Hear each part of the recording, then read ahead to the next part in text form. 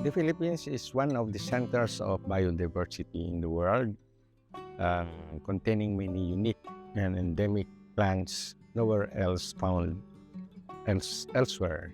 We are so lucky to have so much species in the Philippines. And yet, kukunti lang ang may kaalaman nito.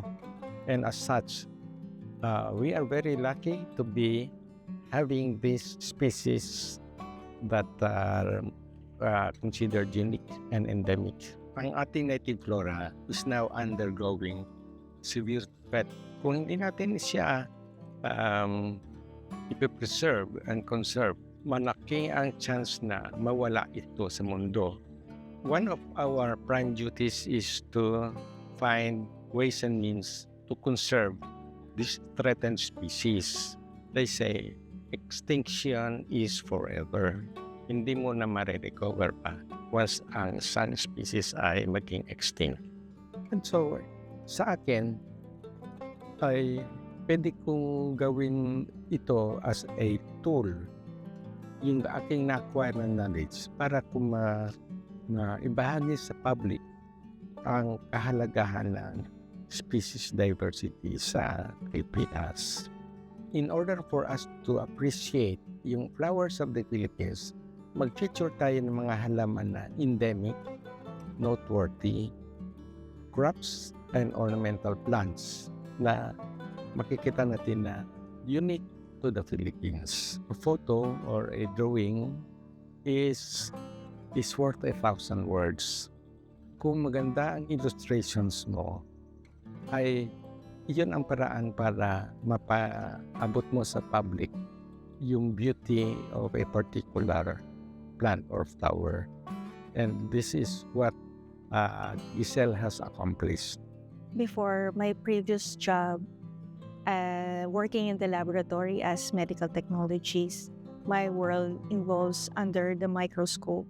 So doon ako na-train na mas focus, mas mag-observe ng mga tiny details na needed for me to release yung mga accurate at mga reliable results.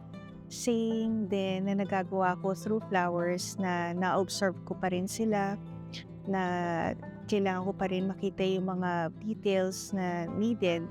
I can recall na hindi ko tinatanggap yung kanyang mga unang drawings, but sa kanyang pagtsatsaga, pagpupursu at pagsunod sa aking sinasabi sa kanya, ay nagawa niya ng maganda itong librong ito.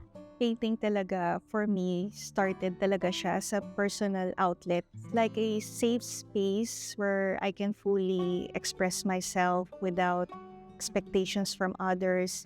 But I realized na pwede ko pala siyang i-share in a meaningful way na may mas deeper meaning, hindi lang para ma-express lang yung sarili ko, but also way para may communicate ko sa iba.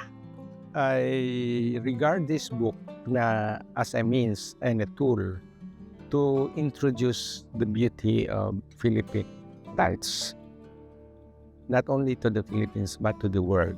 It is our responsibility to protect our native plants, because once they get extinct, they cannot be recovered again. Ang halaman ay importante sa buhay ng bawat tao. Ang duty ng bawat Pilipino ay to preserve, nurture, and cultivate this species for as long as possible.